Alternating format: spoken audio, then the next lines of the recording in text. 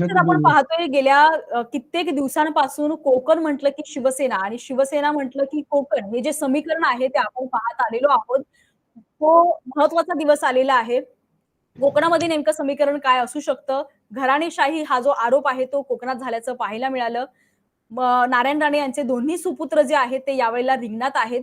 कोकणामध्ये नेमकं काय होऊ शकतं? इकडे पालघर ठाण्यामध्ये नेमकं काय होऊ शकतं सविस्तर सांगाल? कोकणामध्ये एकंदरीत महायुतीला वातावरण पूरक आहे असं वाटतंय आणि घराणेशाहीचा जरी आरोप होत असला, तटकरे असतील, राणे असतील, कदम असतील, हं, हं, तरी सुद्धा आजपर्यंत राणेंना सिंधुदुर्गने कौल दिलाय. राणे काँग्रेसमध्ये हं. गेले तेव्हा काँग्रेस बरोबर कोकण राहिलं, भाजपमध्ये गेले तर भाजपमध्ये पूर्वपट्टी सिंधुदुर्ग जिल्हा राहिलेला आहे.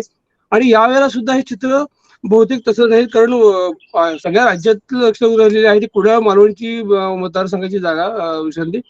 तिथे वैभव नाईक आणि थेट निलेश राणे यांचा सामना होतोय. याच ठिकाणी बरोबर. वैभव नाईकांनी राणेंचा पराभव केला होता आणि पुन्हा एकदा हा सगळा भरून काढण्यासाठी निलेश राणेंनी शिटू टाकलेला होता. तर या दोघांमध्ये काटेकी टक्कर आहे. पण असं जरी असलं तरी नुकत्याच झालेल्या लोकसभा निवडणुकीमध्ये याच कुडाळ मालवण मतदारसंघातून 26,000 लीड तो राणेंना मिळालेला होता. राणे हं. इथून खासदार झाले.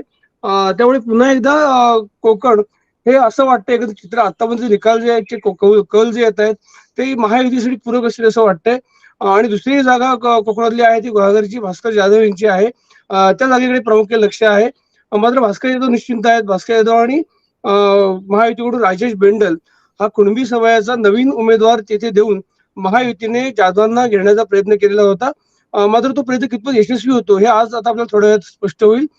मात्र कोकणातल्या ज्या 8 जागा आहेत, रत्नागिरी सिंधुदुर्गमध्ये ज्या 8 जागा आहेत, सिंधुदुर्ग जिल्ह्यात 3 जागा आणि रत्नागिरी जिल्ह्यामध्ये 5 जागा, अशा एकूण 8 जागा आहेत.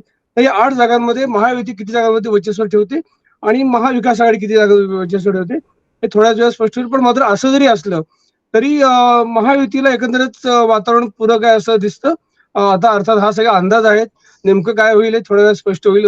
विश्रांती आणि ठाण्यामध्ये शिंदेचा बालेकिल्ला आहे. मुख्यमंत्री बरोबर. एकनाथ शिंदे हं. ठाणे कोपरीमध्ये लढतात. तो त्यांचा बालेकिल्ला राहिलेला आहे. 18 जागांहून तिथे आहेत आणि 18 जागांमध्ये 13 जागांवरती महायुती सरस ठरेल असं एखादं चित्र आता आपल्याला पाहायला मिळते. आणि पालघरमध्ये मात्र तिथे मोठं महायुतीला यश मिळत नाही. तिथे बहुजन विकास आघाडी आणि महाविकास आघाडी उद्धव बाळासाहेब ठाकरे हं, हे हं. तिथे बाजी मारतील असं दिसतं. आणि बोईसरची जागा जी आहे पालघरमधली ती मात्र महायुतीकडे येईल. ही एकमेव जागा महायुतीकडे येईल. मात्र बाकी त्या ठिकाणी सगळीकडे बहुजन विकास आघाडी आणि ठाकरे गट बाजी मारेल असं दिसतंय.